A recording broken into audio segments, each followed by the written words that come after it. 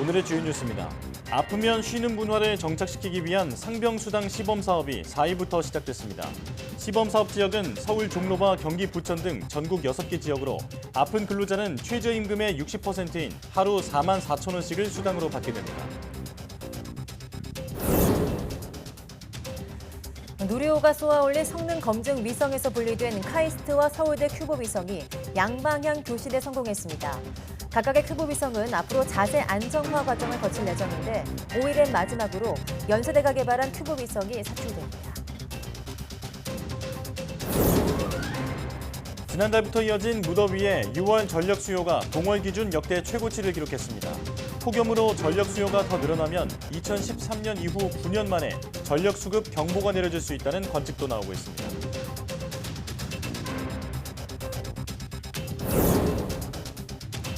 (4호) 태풍 에어리가 5일쯤 일본 규슈에 상륙할 것으로 보여서 우리나라에는 직접적인 영향은 없을 전망입니다. 하지만 태풍이 몰고 온 뜨거운 열기로 인해 이번 주 초 전국 대부분에 찜통 더위를 보이겠습니다. 치매는 발병 원인과 치료법이 사실상 없는 상태인데 국내 연구진이 알츠하이머 치매 악화의 중요한 원인을 밝혀내 관심이 모아지고 있습니다. 뇌 속 비신경 세포인 별세포에 있는 요소 회로가 활성화하면 치매가 악화한다는 사실을 발견한 건데 취재 기자와 함께 자세히 알아보겠습니다.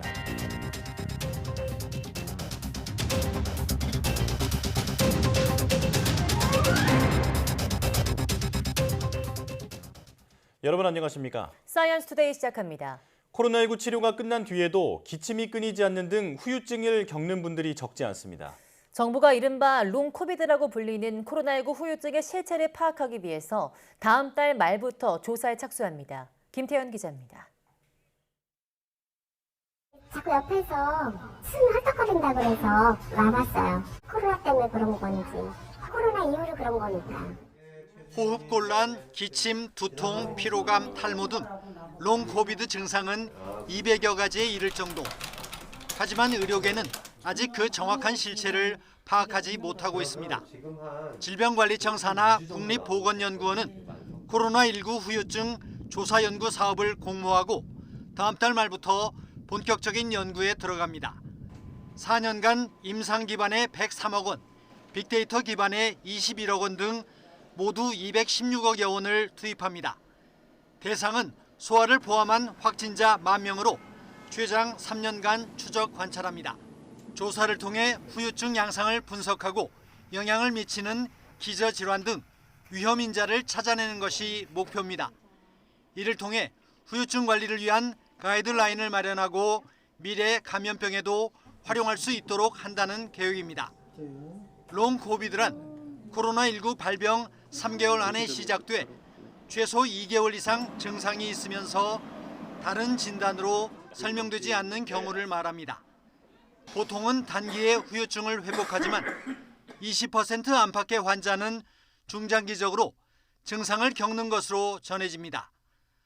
코로나19 누적 감염자가 1,000만 명을 넘어가면서 고통을 호소하는 사람들이 급증해 체계적인 연구의 필요성이 제기돼 왔습니다. YTN 김태현입니다. 사회적 거리두기가 끝나면서 직장 내 괴롭힘이 다시 증가한 것으로 나타났습니다. 시민단체 직장갑질 119와 공공상생연대기금은 지난달 엠브레인 퍼블릭에 의뢰해서 전국 만 19세 이상 직장인 1,000명을 대상으로 조사한 결과 29.6%가 1년 내 직장 내 괴롭힘을 당한 것으로 조사됐습니다. 사회적 거리두기가 유지된 지난 3월 조사에서는 폭행과 폭언이나 모욕, 명예훼손, 따돌림, 차별, 부당지시 등을 경험한 비율이 23.5%였는데 그때와 비교하면 6.1%포인트 증가했습니다. 다만 직장 내 괴롭힘 방지법 시행 직후인 2019년 9월 44.5%였던 것과 비교하면 14.9%포인트 줄어든 수치입니다. 아픈 근로자들의 휴식과 일부 소득을 보장하기 위한 상병수당 시범사업이 전국 6개 시군에서 1년 기한으로 시작됐습니다. 상병수당은 근로자가 업무와 관련 없는 부상이나 질병으로 일할 수 없는 경우 치료에 집중할 수 있도록 소득을 일부 보전해주는 제도로 하루당 최저임금의 60%인 43,960원에 지급합니다. 상병수당을 받을 수 있는 사람은 시범사업 지역에 거주하는 만 15세 이상부터 만 65세 미만 취업자입니다. 다만 건강보험공단 지사에서 지정한 협력사업장 근로자의 경우는 시범사업 지역에 거주하지 않더라도 거주지와 무관하게 연령, 취업자 기준 등을 충족하면 상병수당을 신청할 수 있습니다. 임금 근로자뿐 아니라 자영업자, 고용보험에 가입된 예술인, 보험 설계사 등 특수고용직 노동자, 플랫폼 노동자, 일용 근로자와 같은 비전형 근로자도 지원 대상에 포함됩니다. 산업재해 보험료 50% 경감 대상이 확대되고 기간도 연장됐습니다. 근로복지공단은 산재보험료 50% 경감 대상을 퀵서비스와 택배기사 외에 유통배송기사 등 9개 직종으로 확대하고 혜택 기간도 내년 6월까지 1년 연장한다고 밝혔습니다.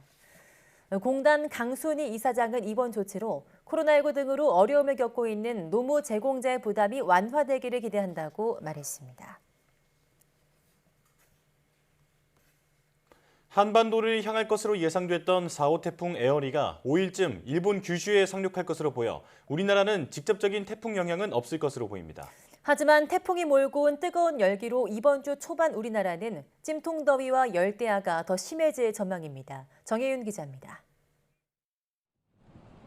올해 첫 태풍으로 기록될 것으로 보였던 4호 태풍 에어리는 예상과 달리 일본 규슈로 향할 것으로 보입니다.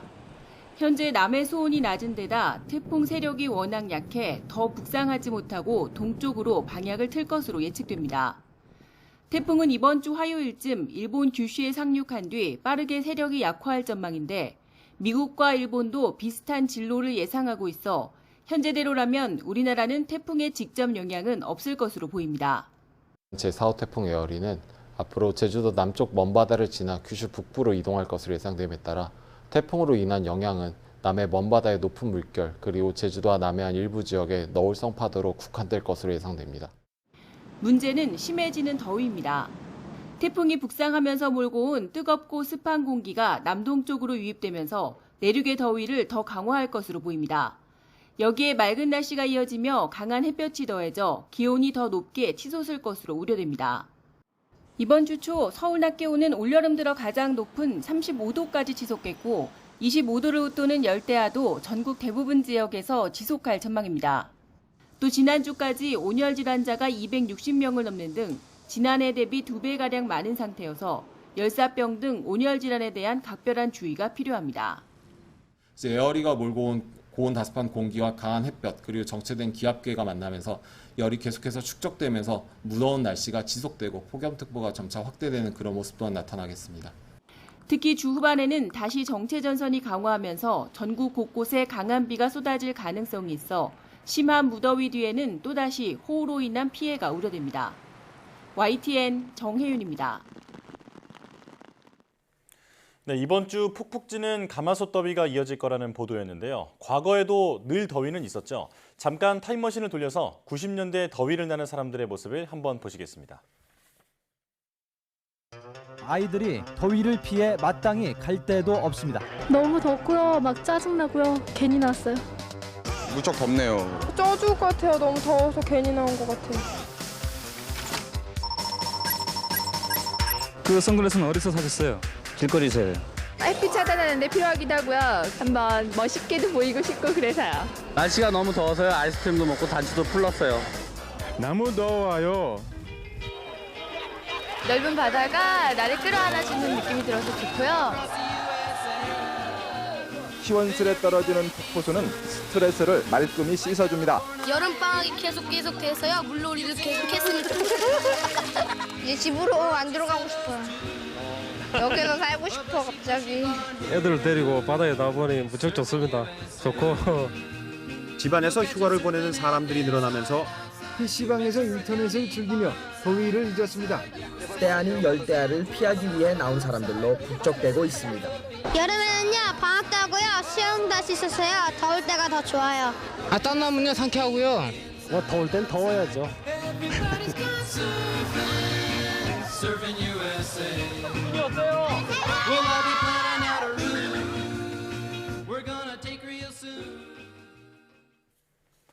지난 1일 경남 지역에서 올해 첫 폭염 사망자가 나왔습니다. 행정안전부는 지난 1일 저녁 7시 20분쯤 폭염주의보가 내려진 경남 지역에서 상하차 작업을 하던 40대 남성이 쓰러져 끝내 숨진 것으로 파악됐다고 밝혔습니다.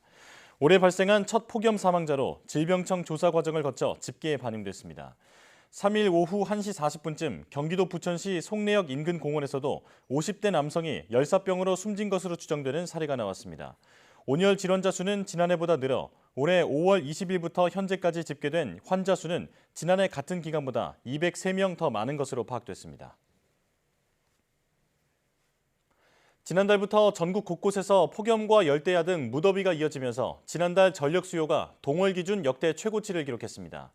전력거래소에 따르면 지난달 월 평균 최대 전력은 작년 동월보다 4.3% 증가한 7만 1,805메가와트로 관련 통계가 집계된 2005년 이래 6월 기준으로는 역대 최고치를 기록했습니다.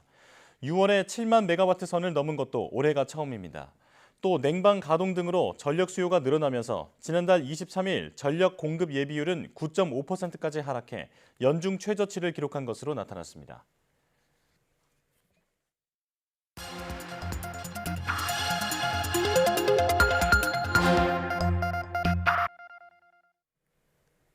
다양한 분야의 과학 이슈를 과학기자의 시각으로 집중 분석하는 사이언스 취재파의 시간입니다. 네, 오늘은 양회영 기자와 함께합니다. 어서 오세요. 네, 안녕하세요. 네, 오늘은 알츠하이머 치매와 관련된 이야기 나눠본다고요? 네, 그렇습니다. 발병 원인은 물론 치료법까지 사실 명확하게 알려지지 않아서 가장 두려운 질병 중에 하나로 알려진 게 바로 치매죠. 그런데 국내 연구진이 그동안 알려지지 않았던 알츠하이머 치매의 새로운 원인을 밝혀냈다고 해서 제가 현장에 다녀왔습니다. 먼저 영상부터 보고 자세한 이야기 나눠보겠습니다. 치매의 70% 이상을 차지하는 알츠하이머. 알츠하이머 치매 환자의 뇌에서는 베타 아밀로이드라는 독성 물질이 많이 발견됩니다. 이 독성 물질은 뇌 신경세포를 파괴해 치매 주요 원인으로 알려졌습니다.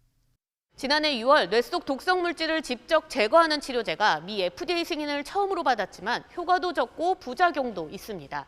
다른 치매 치료제 역시 임상시험에서 치매 증상을 호전시키지 못해 치료제 개발은 제자리 걸음 상태입니다. 그런데 국내 연구진이 알츠하이머 치매의 새로운 원인을 찾아냈습니다. 간에서 암모니아를 해독하는 역할을 하는 요소회로가 뇌에도 있다는 것을 처음 밝혀낸 겁니다. 요소회로는 뇌 속 비신경세포인 별세포에서 발견됐는데 이 요소회로가 활성화되면 알츠하이머 치매 증상이 더 악화한다는 사실을 발견했습니다.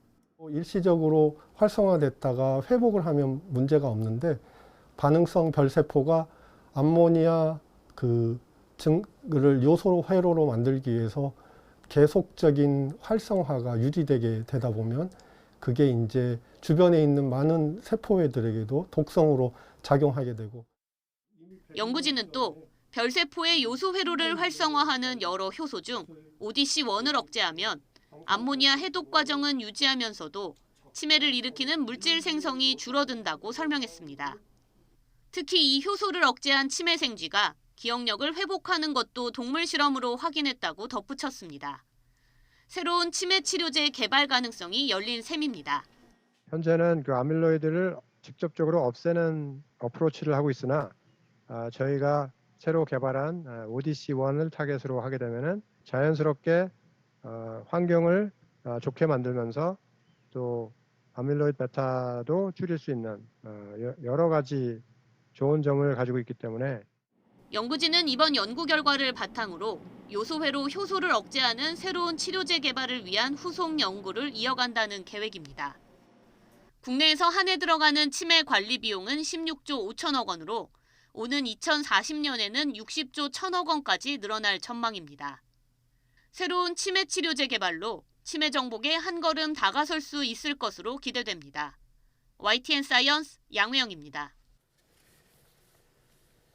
네, 양효영 기자가 직접 취재한 리포트를 보고 왔는데 알츠하이머 치매 치료에 새로운 전기가 마련될 수도 있겠다라는 기대감이 드는데요. 네. 자, 그동안은 뇌 속의 독성 물질 때문에 그 알츠하이머 치매가 발생한다고 알려졌었죠. 네, 그렇습니다. 말씀하신 게 베타 아밀로이드라는 물질입니다. 이 물질은 단백질인데 알츠하이머 치매를 일으키는 것으로 알려졌습니다. 예. 이게 어떻게 알려진 거냐면 알츠하이머 치매 환자의 뇌 속을 우선 살펴봤습니다. 베타 아밀로이드라는 특정 독성 단백질이 과도하게 많은 것을 확인했고 또 이 물질이 뇌 신경세포에 엉겨붙어 쌓이면서 치매 증상을 일으키는 것으로 확인이 된 건데요. 네. 그래서 많은 뇌과학자들이 오랫동안 베타 아밀로이드의 분비를 줄이거나 혹은 쌓여있는 베타 아밀로이드를 제거하는 방향으로 연구를 해와서 치매 치료제도 이 방향으로 연구가 되었습니다. 네. 그래서 그중 하나가 지난해 6월 미 FDA 승인을 최초로 받은 아두헬름이라는 치료제입니다. 예.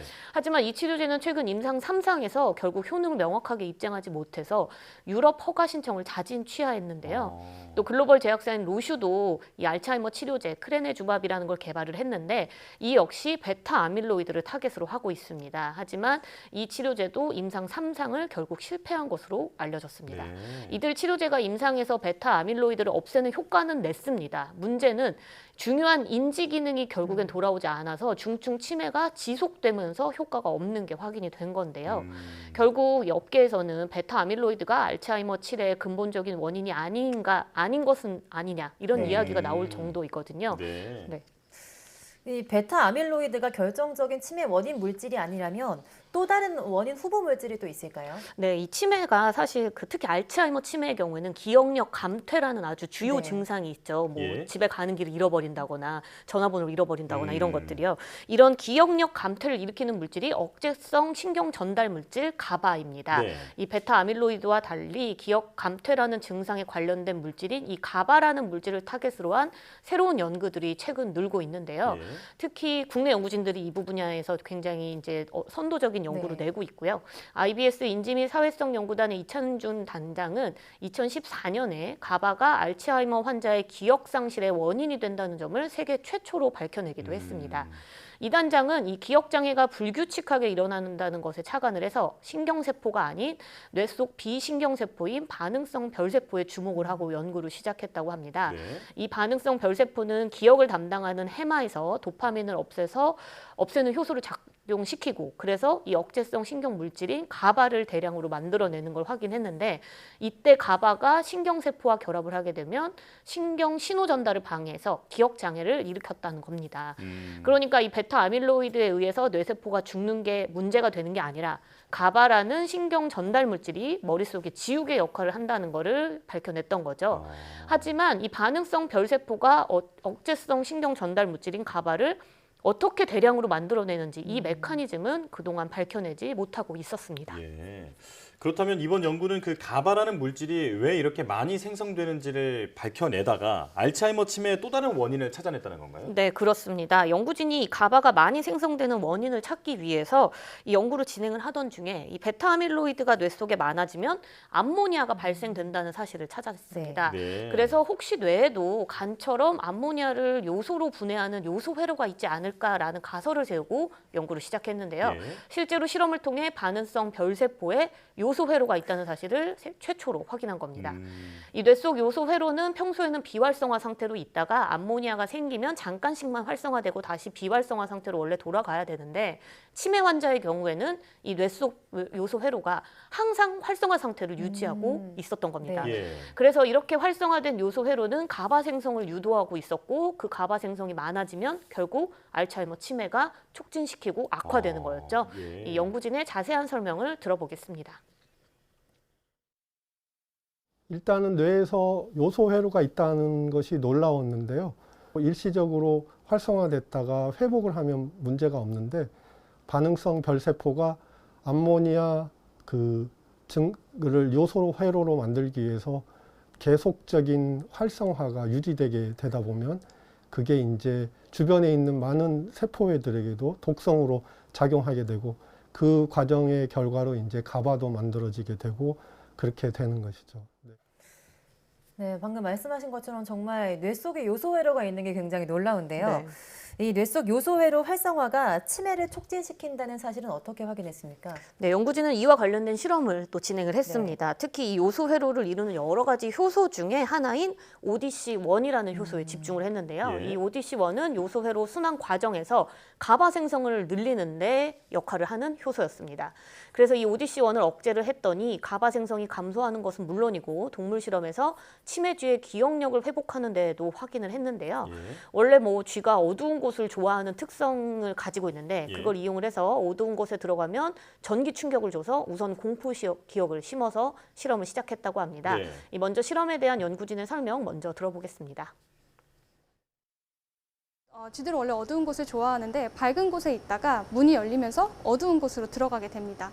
이때 쥐들한테 전기 자극을 주게 되어서 쥐들한테 안 좋은 기억을 심어주는데요. 이때 저희는 ODC1을 억제함에 따라서 쥐들이 다음에는 그 안 좋은 기억을 기억하고 있다가 쥐 방에 안 들어가게 되는 그거를 측정을 했고요.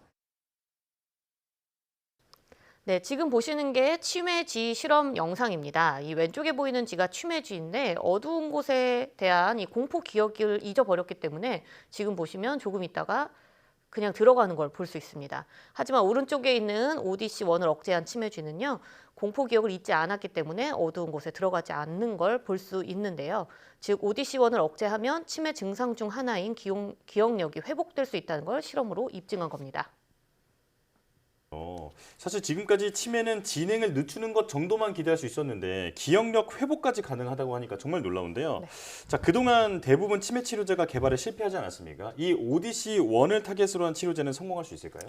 네, 우선 뭐 연구진도 그 부분은 당연히 기대를 하고 있습니다. 아직은 뭐 아주 기초 단계에서 찾아낸 거기 때문에 확답할 수는 없는데 지금까지 알려지지 않았던 별세포의 역할에 이제 주목을 했기 때문에 뇌 속 요소 회로의 존재도 찾을 수 있었고요.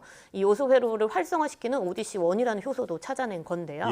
특히 이 ODC1을 억제하면 요소 회로의 순기능, 그러니까 뇌 속에 암모니아가 생기는 거는 제거하는 기능을 유지하면서 가바 생성만 줄여서 치매 증상을 완화시킨다는 사실을 확인을 한 겁니다.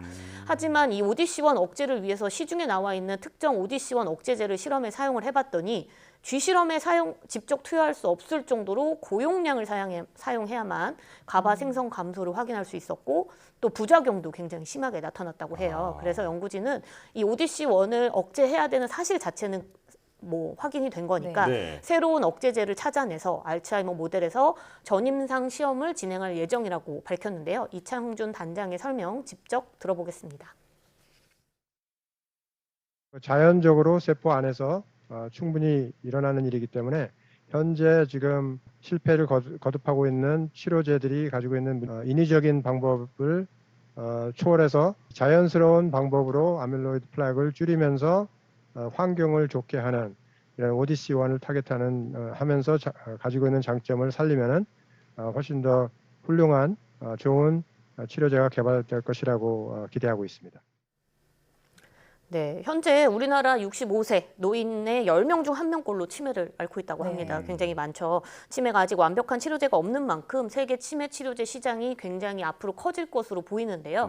앞서 이야기했듯이 지금까지 나온 치매 치료제가 아직 임상에서 이렇다 할 효과를 보이지 못하고 있는 상황에서 이번에 찾아낸 새로운 치매 원인이 치료제 개발에 새로운 돌파구가 될 수 있길 기대해 보겠습니다. 네, 말씀하신 것처럼 뇌 속 요소 회로와 또 ODC1 이 같은 발견이 가까운 미래에 치매를 치료할 수 있는 해결책이 되었으면 좋겠습니다. 오늘 말씀 잘 들었습니다. 고맙습니다.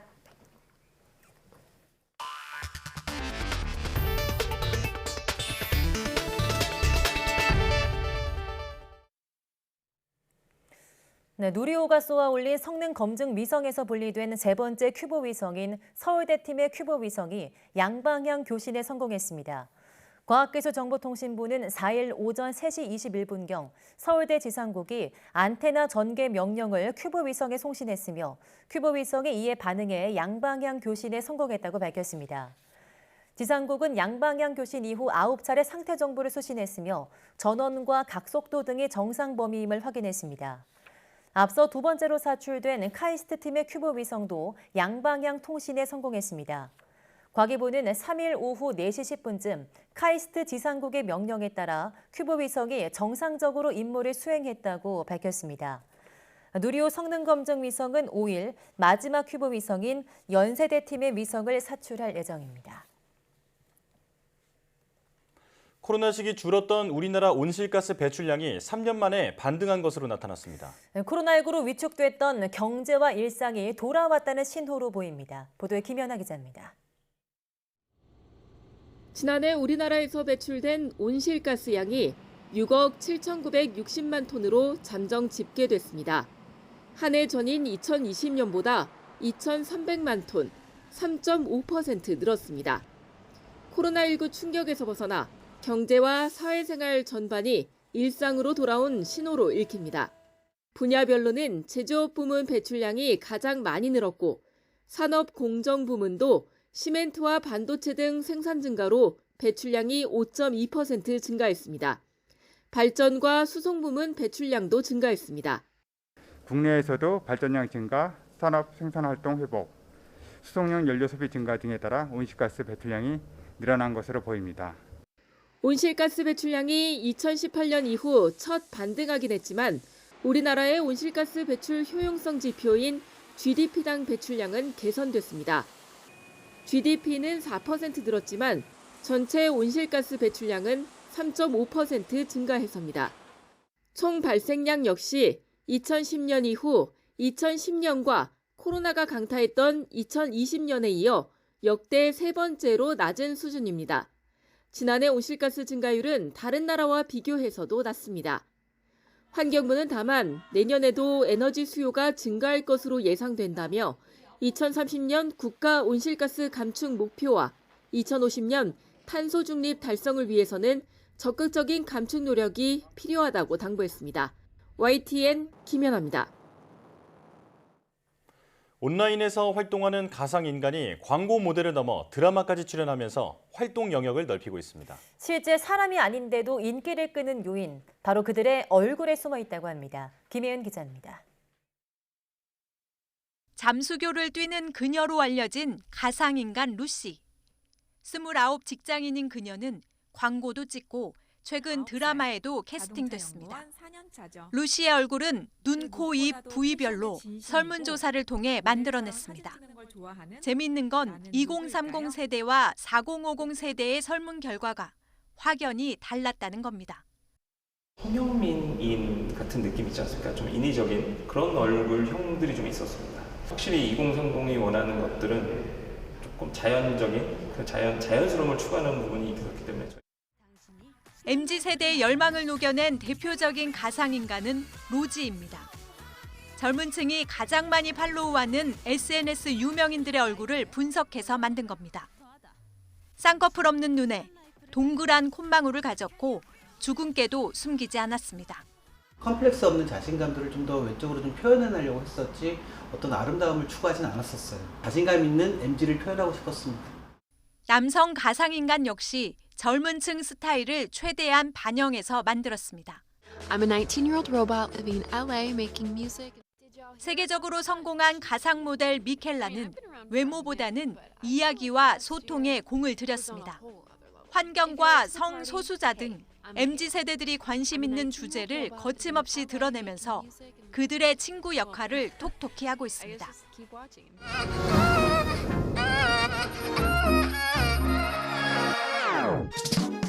기술 발전과 함께 갈수록 늘고 있는 가상인간.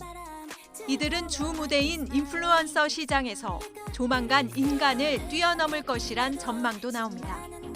물론 가상인간이 단순히 인간의 욕망을 담은 대체제에 불과할지 아니면 또 다른 가치를 창조하는 콘텐츠가 될 것인지는 결국 인간의 손에 달렸습니다.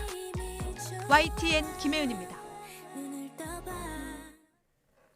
지난달 시행 예정이었던 일회용 컵 보증금 제도가 자영업자들의 반발로 12월로 늦춰졌는데요. 정부가 주민센터나 전문 수집상을 통해서도 회수하는 방안을 검토하고 있습니다. 최명신 기자입니다.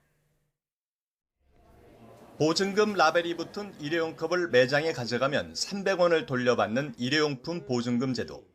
당초 전국 카페나 패스트푸드 매장 32,000곳에서 지난달부터 시행될 예정이었지만 자영업자들의 반발이 이어지자 12월로 6개월 미뤄졌습니다. 위변조 방지 라벨과 컵 회수 비용까지 모두 떠안을 경우 비용 부담이 너무 크다는 게 반발 이유였습니다. 대책 추진단을 꾸려 제도 보완책을 준비하고 있는 환경부는 컵 반납처를 확대하는 방안을 추진하고 있습니다. 주민센터 같은 공공기관이나 전문 수집상 등이 대상입니다. 수거 문제라든지 어떤 그 배송 문제라든지 이런 것들을 지방자치단체의 재활용 시스템이 있기 때문에 그것과 연계하면 아마 가장 원활하게 처리가 될 수 있고. 한때 유력하게 검토했던 편의점은 편의점 업계의 반발로 무산됐습니다. 환경부는 또 개당 6.99원인 보증금 표시 라벨 구매 비용을 소비자가 컵을 반납하지 않아 받아가지 못한 미반환 보증금을 활용해 지원하기로 했습니다. 컵 보증금을 매출 소득에서 분리해 세금에서 면제하는 방안도 추진됩니다. 이를 위해 가맹점 본사에서 매출과 보증금을 분리해 인식하도록 포스 단말기를 개선하고 있습니다.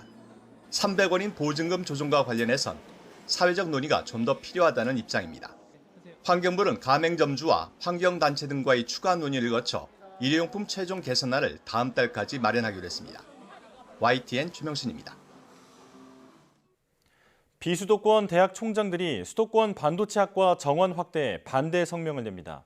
전국 127개 대학이 속한 지역 7개 권역 대학총장협의회는 6일 정부 세종청사에서 수도권 대학 증원은 지역 대학에 직접적인 타격을 줄 수 있어 반대한다는 내용의 성명을 발표한다고 밝혔습니다. 대학 총장들이 교육부 정책에 정면 반발해 기자회견을 여는 것은 드문 일인데 반도체 인재 양성 대책 발표 전 지역의 입장을 분명하게 전달하기 위한 것으로 보입니다.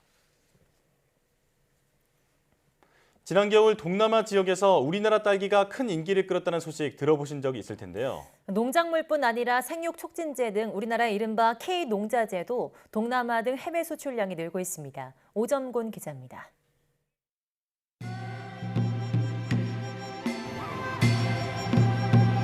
베트남의 수도 하노이 시내에 있는 한 재래시장. 수입산 과일을 주로 판매하는 과일 가게를 들어가 봤더니 성주 참외와 국산 배, 포도 등이 먹음직스럽게 진열돼 있습니다.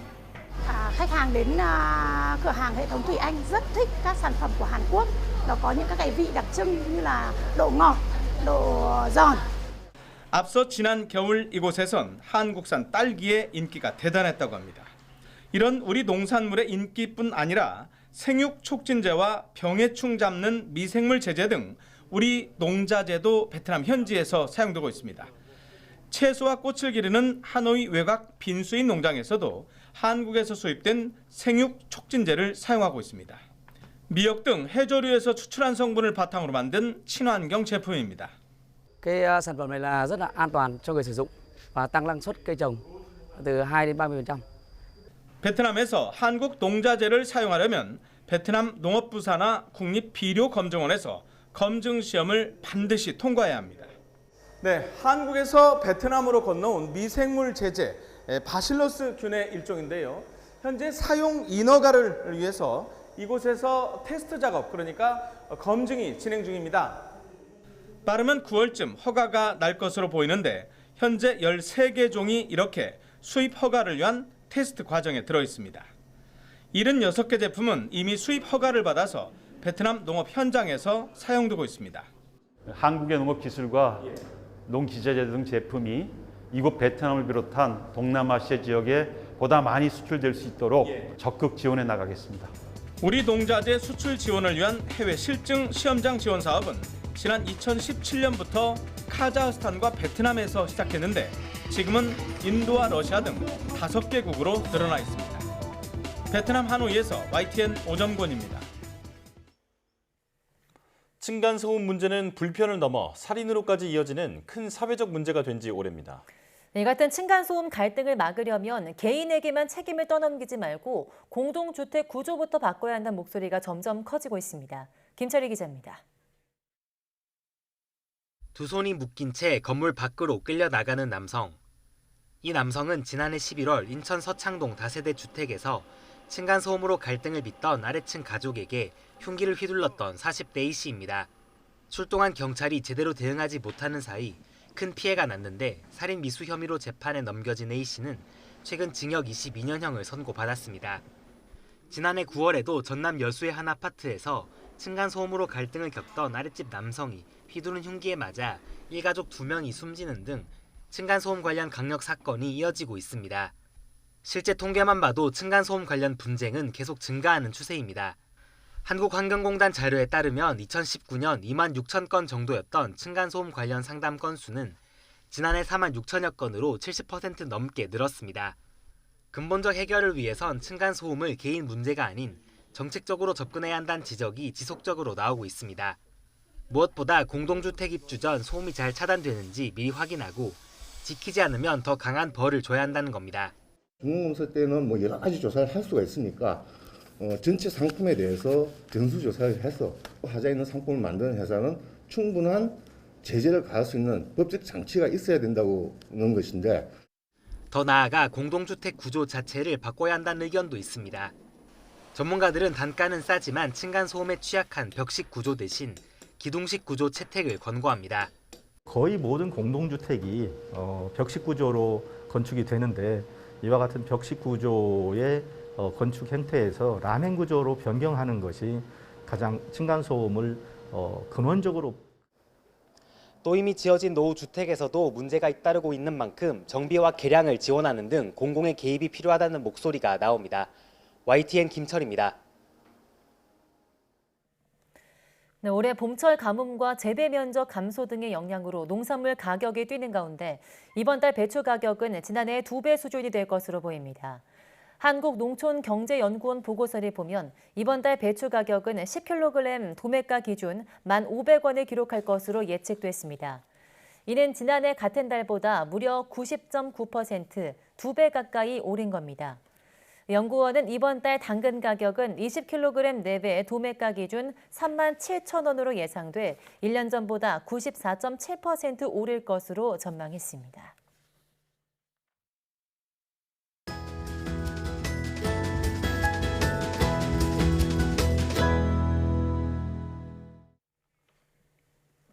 덥고 습한 여름철은 바이러스나 세균이 음식물에 번식하기 쉬운 시기인데요. 식중독으로 인한 사고 위험이 더 커진 만큼 각별한 주의가 필요하다고 합니다. 네, 오늘 내문 보고서에서는 여름철 먹거리 안전을 위협하는 식중독에 대해서 알아보겠습니다. 오은혜 한양대학교 구리병원 소화기내과 교수와 함께합니다. 어서 오세요. 네, 나오셔서 고맙습니다. 자, 예년보다 무더위가 일찍 찾아오면서 식중독 관련 사고도 자주 발생하고 있는데요. 일단 식중독이 정확히 어떤 질병인지부터 설명해 주시죠. 네, 날씨가 더워지다 보니 전국 곳곳에서 식중독이 발생했다는 뉴스가 부쩍 눈에 띄게 증가한 것 같습니다. 네. 식중독이란 식품의 섭취를 통해 세균이나 바이러스와 같은 인체에 유해한 미생물이나 독성 물질이 체내에 들어와 발생하는 질환을 의미합니다. 식중독을 유발하는 것으로 잘 알려진 유해한 미생물로는 살모넬라, 비브리오균, 대장균, 캠필로박터와 같은 세균과 노로바이러스, 로타바이러스와 같은 바이러스들이 있는데요. 네. 이러한 세균과 바이러스는 인체를 직접 감염시켜 증상을 유발하게 됩니다.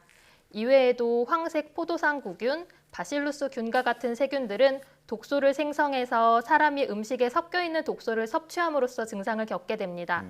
이미 형성된 독소를 섭취해 증상이 발생하는 경우에는 대부분 약 1시간에서 6시간, 세균이 인체를 감염시켜서 증상이 발생하는 경우에는 대부분 약 16시간 이상으로 원인이 되는 음식을 섭취한 후 증상이 발생하기까지의 기간에 다소 차이가 있습니다. 그렇군요. 네, 최근 날씨가 굉장히 더워지면서 전국에서 집단 식중독이 발생하고 있는데요. 이 원인으로 살모넬라균이 지목되고 있더라고요. 이게 왜 발생하고 또 어떻게 사람에게 전파되는지도 궁금합니다.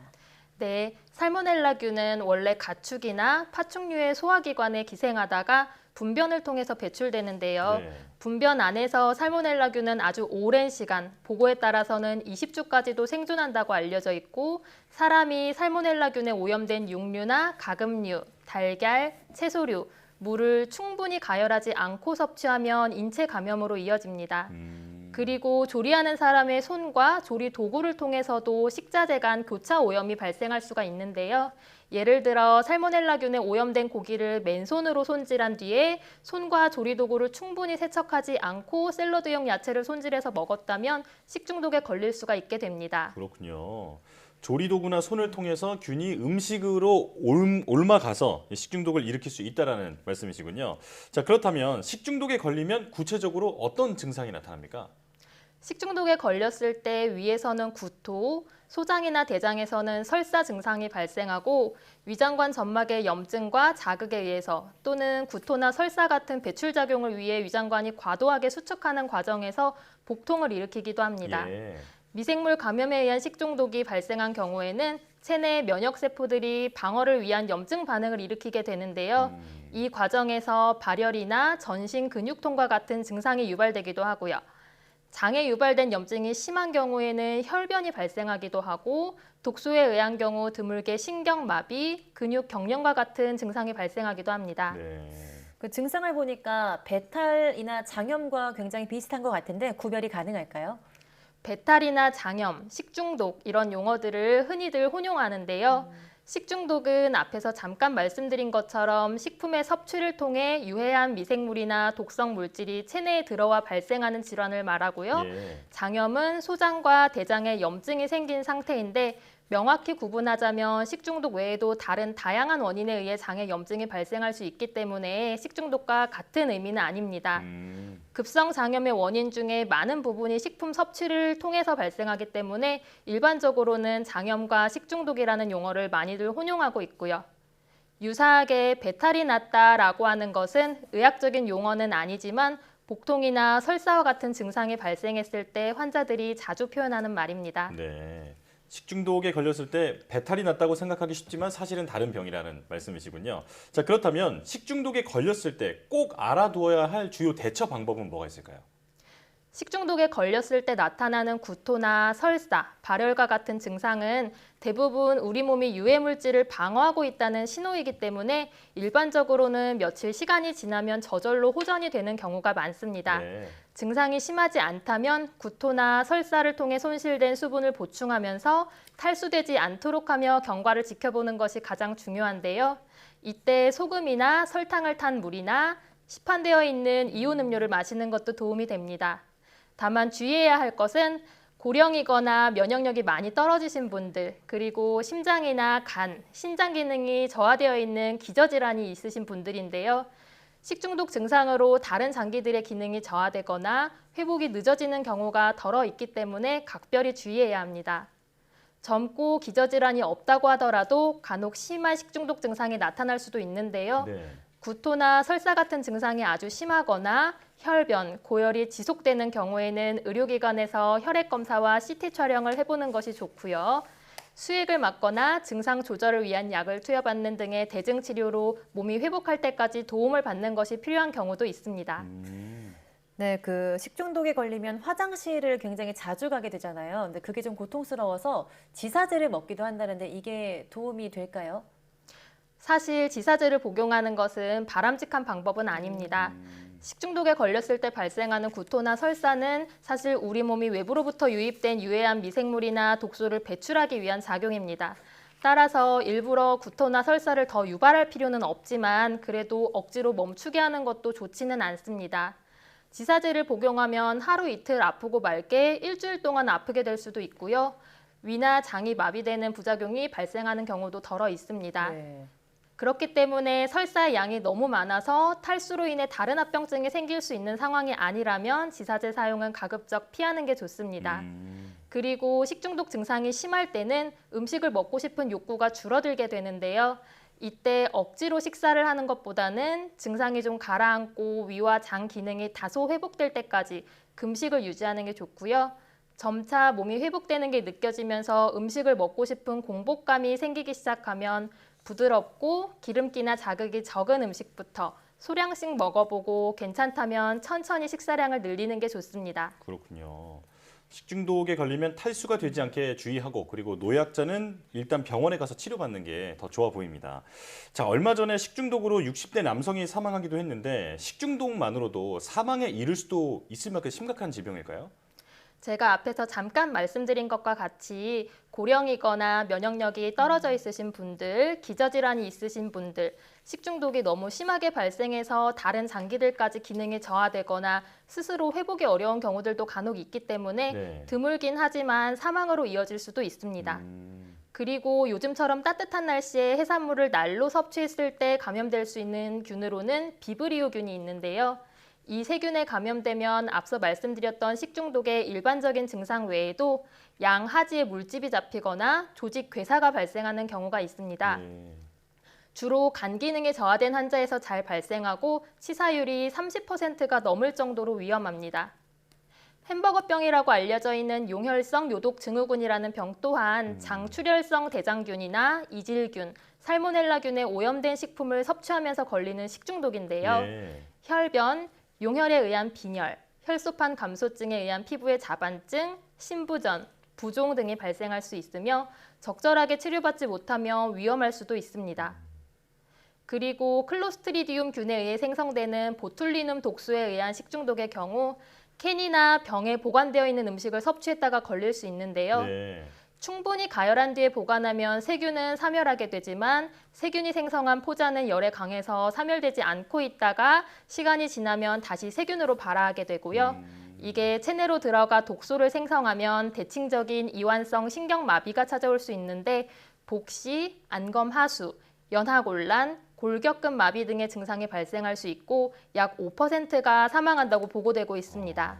네, 가장 좋은 건 아무래도 걸리지 않는 거겠죠. 식중독 예방법도 알려주시죠. 네, 대부분의 식중독균은 10도에서 60도씨의 온도에서 쉽게 번식하기 때문에 식자재를 적절히 보관하고 섭취 전에 충분히 가열하는 게 중요합니다. 특히 집단 식중독의 원인이 된 살모넬라균은 65도씨 이상의 열을 가하여 충분히 익히면 사멸됩니다. 따라서 모든 음식물은 충분히 가열하여 익혀서 먹고 물도 끓여서 마시는 것이 좋고요. 또한 이전에 가열 조리했다고 하더라도 보관 중 세균이 다시 증식할 수 있기 때문에 가열해서 조리한 음식을 실온에 방치하지 않는 게 좋습니다. 냉장고에 보관했다고 하더라도 한번 가열한 뒤 오랜 시간 보관한 음식은 반드시 재가열한 뒤에 섭취하는 게 현명하고요. 맛이나 냄새가 이상하거나 보관 기간이 길었던 음식은 섭취하지 않고 폐기하는 것이 바람직합니다. 또한 손과 조리 도구의 위생을 철저히 하는 것도 식중독의 예방에 중요합니다. 생고기나 어패류를 손질한 뒤 손과 조리 도구를 충분히 세척하는 것도 중요하며 가열 조리된 음식을 손질했다고 하더라도 조리된 지 오랜 시간이 지나 세균이 증식되어 오염되었을 가능성이 있다면 손과 조리 도구를 충분히 세척한 뒤 다른 식품을 접촉하도록 해야 합니다. 식품은 서로 간에 교차 오염이 발생하지 않도록 보관을 분리해서 하는 것이 좋고 조리 공간, 행주나 도마의 청결에도 각별히 신경 써야 합니다. 마지막으로 식사 전과 화장실을 다녀온 후, 외출 후에는 반드시 물과 비누를 이용하여 손을 씻는 것이 좋습니다. 네, 많은 예방 방법을 알려주셨는데 사실 남은 음식 버리기가 아까워서 먹다가 이렇게 탈이 나는 경우가 많잖아요. 이런 날씨에는 오래된 음식은 아까워하지 말고 버리고 그리고 꼭 음식은 반드시 가열해서 먹어야겠다. 네, 이 부분을 잊지 말아야겠습니다. 자, 내 몸 보고서 한양대학교 구리병원 소화기내과 오은혜 교수와 함께했습니다. 고맙습니다.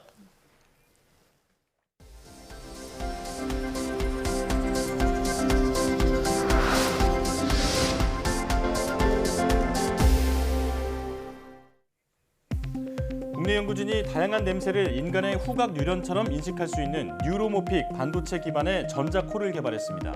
카이스트 최양규, 박인규 교수팀은 반도체식 금속 산화물 기반 가스 센서와 단일 트랜지스터 기반 뉴런 소자를 이용해 가스를 인식, 스파이크 신호를 출력할 수 있는 뉴로모픽 반도체 모듈을 개발했다고 밝혔습니다. 연구팀은 개발한 뉴로모픽 반도체 모듈을 바탕으로 유해가스 인식은 물론 여러 가지 가스 분자가 섞여 있는 와인도 구분할 수 있는 전자 소믈리에 시스템도 구축했다고 덧붙였습니다. 국내 연구진이 신약이 환자에게 심장 독성을 일으키는지를 예측할 수 있는 AI 모델을 개발했습니다. 디스트 남호정 교수팀은 심장 박동을 조정하는 유전자 채널의 활동을 방해하는 약물을 개발 단계에서 파악할 수 있는 인공지능 예측 기술을 개발했다고 밝혔습니다. 연구팀은 심부정맥을 유발할 수 있는 기존 예측 모델에서 사용되지 않은 대용량 데이터를 인공지능을 통해 사전에 학습시켰으며 이를 통해 기존 모델보다 예측 점수 신뢰도가 30% 이상 높고 독성 원인이 되는 화합물의 부분 구조도 제시하는 장점을 지녔다고 설명했습니다. 술을 마신 후 그동안 없었던 안면 홍조 증상이 나타나면 고혈압 발생 위험이 크다는 연구 결과가 나왔습니다. 연세대 보건대학원 장석영 교수팀은 2019년 지역사회 건강조사에 참여한 11만 8,129명을 5개 그룹으로 나누어 분석한 결과 음주 후에도 얼굴색의 변화가 없었다가 어느 시점부터 안면 홍조 증상이 나타나기 시작한 경우 고혈압 발생 위험은 비음주군의 1.42배로 나타났다고 밝혔습니다. 특히 일주일 소주 2~3병을 마시면서 안면 홍조가 뒤늦게 나타난 사람의 경우 고혈압 발생 위험은 비음주군의 2.02배로 높아졌습니다. 국립중앙과학관이 여름방학을 맞아 청소년 대상 여름방학 과학교실과 과학캠프를 운영합니다. 여름방학 과학교실은 7세부터 중학생까지 유아와 청소년을 대상으로 39개 주제의 다양한 과학 실험을 진행하며 과학캠프는 우주를 향한 발사 그리고 탐사란 주제로 초등학교 4학년에서 6학년을 대상으로 운영됩니다. 참가 신청은 선착순이며 여름방학 과학교실은 6일 오전 10시, 여름방학 과학캠프는 12일 오전 10시부터 모집합니다.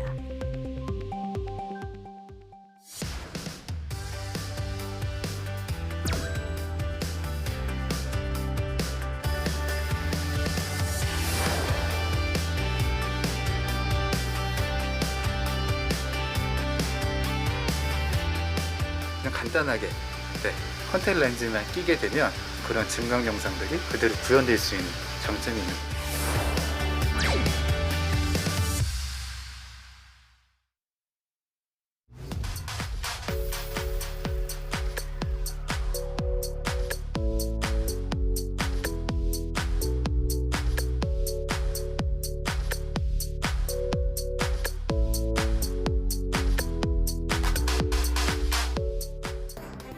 최근 증강현실은 교육, 문화, 그리고 국방까지 다양한 분야에서 활용되고 있습니다.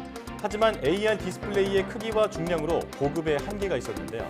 YTN 사이언스 휴먼 다큐 브라보 K 사이언티스트 이번 시간에는 간단하게 콘택트 렌즈만 껴도 4차원으로 홀로그램 AR을 경험할 수 있는 기술을 개발한 이광훈 광응용 물리학자를 만나보겠습니다. 많은 시청 바랍니다. 시청해주신 여러분 고맙습니다.